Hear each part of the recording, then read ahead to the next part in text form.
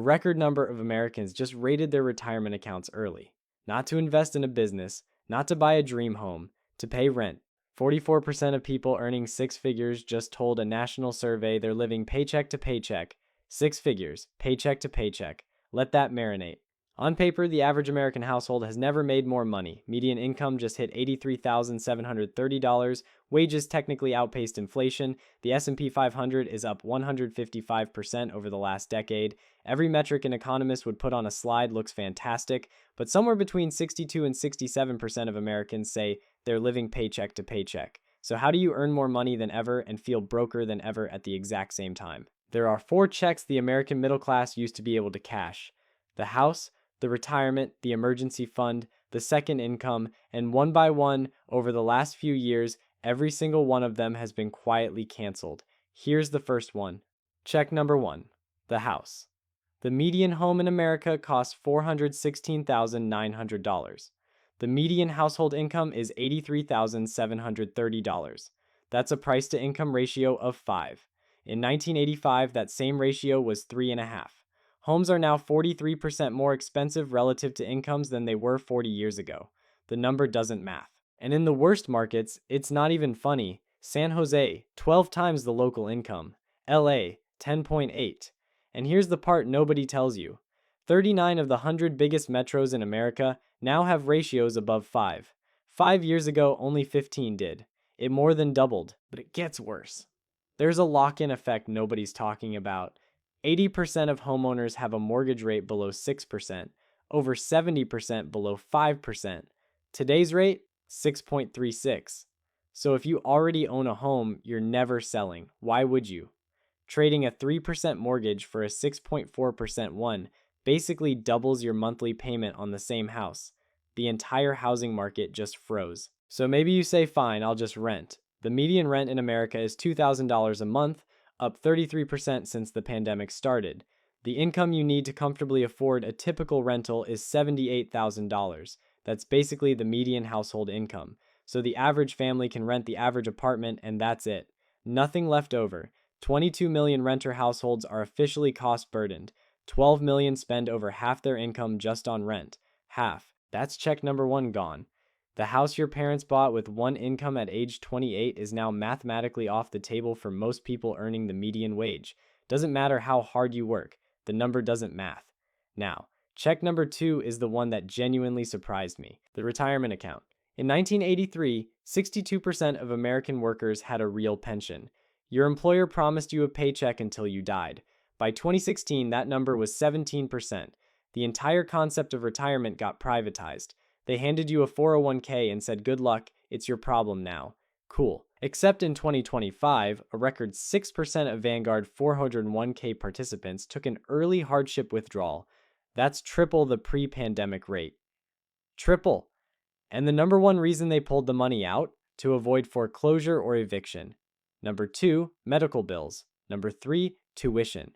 Americans are now actively cannibalizing the retirement they're supposed to live on in 30 years just to stay housed today. Let that breathe for a second. We took away the pension, told everyone to manage it themselves, and the system is now so squeezed that the average person is breaking into their own retirement piggy bank just to stay housed. That's check number 2, canceled. Check number 3, the emergency fund. According to the Federal Reserve, only 63% of American adults could cover a $400 emergency in cash.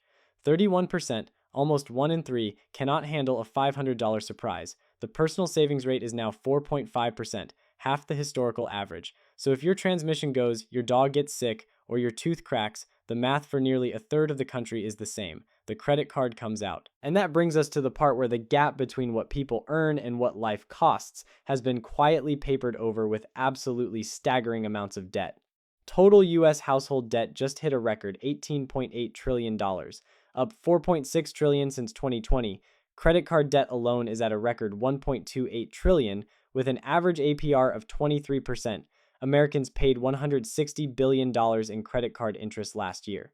Not principal, just interest, straight from American families to bank shareholders. And then there are car loans, which somehow keep getting more unhinged every quarter. The average new car payment is a record $772 a month. 1 in 5 new car buyers signed up for payments over $1,000 a month, and 1 in 5 took out an 84-month loan.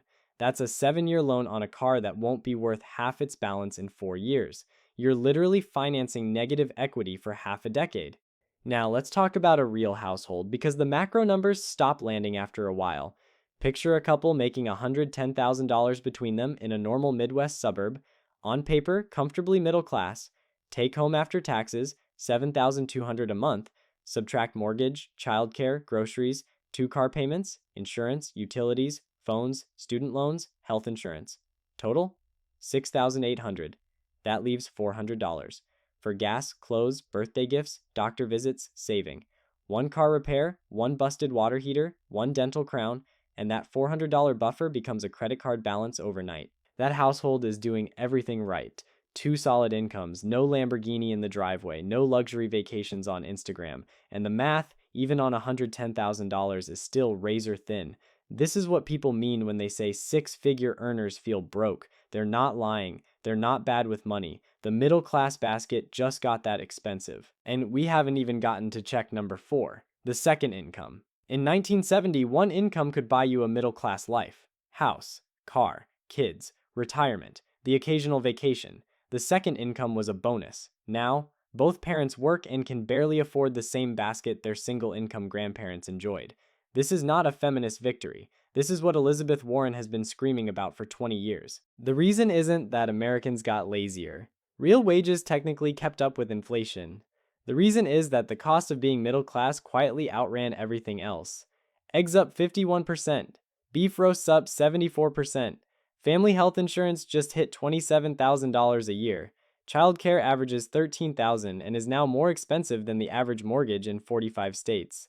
Auto insurance up 31% in 2 years.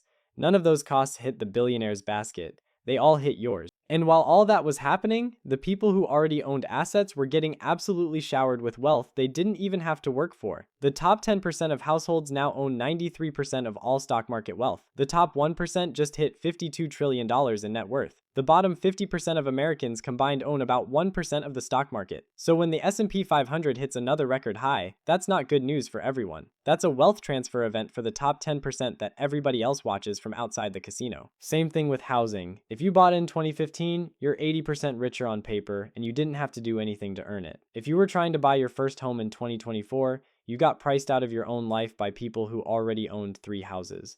The middle class didn't shrink, it split into 2 groups: people who already own assets and people who don't. The real defining question in America right now isn't how much you earn. It's whether you, or honestly, your parents, already own assets. If yes, the last decade has been the greatest wealth building period of your life. If no, it has been a slow motion eviction from the middle class.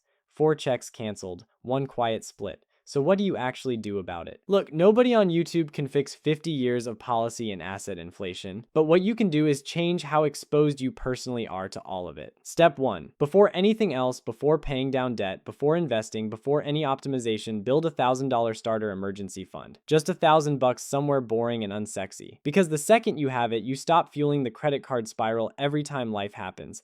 That single move pulls you out of the worst statistical bucket in this entire video. Step 2. Attack the highest interest debt first. A store credit card from your favorite retail shop at 30% APR is a guaranteed 30% return when you pay it off.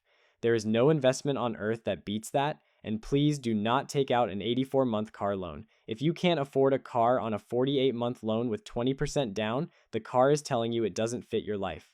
Listen to it. Step 3. Build the asset side of your balance sheet. Get at least the full employer match in your 401k. That's literally free money. Then invest steadily and boringly in broad index funds for the next 2 or 3 decades. This is not about working harder. This is not about getting a promotion. This is not about cutting lattes. This is about building assets. There's no sports car attached to this strategy. There's no yacht. There's no thumbnail with a Lamborghini and fireworks. It just works. The game isn't earning more, it's owning something. And on housing, don't wait for mortgage rates to crash. Every major forecaster expects rates above 6% through at least 2027. So either buy what you can comfortably afford on today's math, or rent without shame and aggressively invest the difference. The worst move isn't buying. It isn't renting. The worst move is paralysis.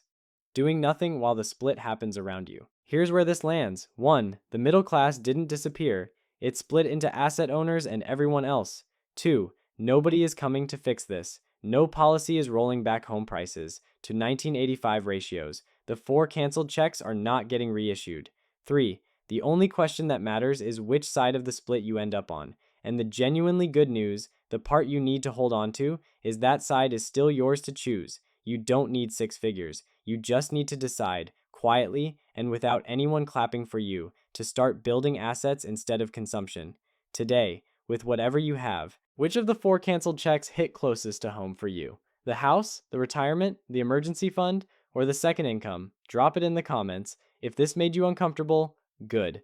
That means you're paying attention. Like, subscribe, and send this to someone who needs to hear it, because the split is happening right now, and the only person who decides which side you land on is you.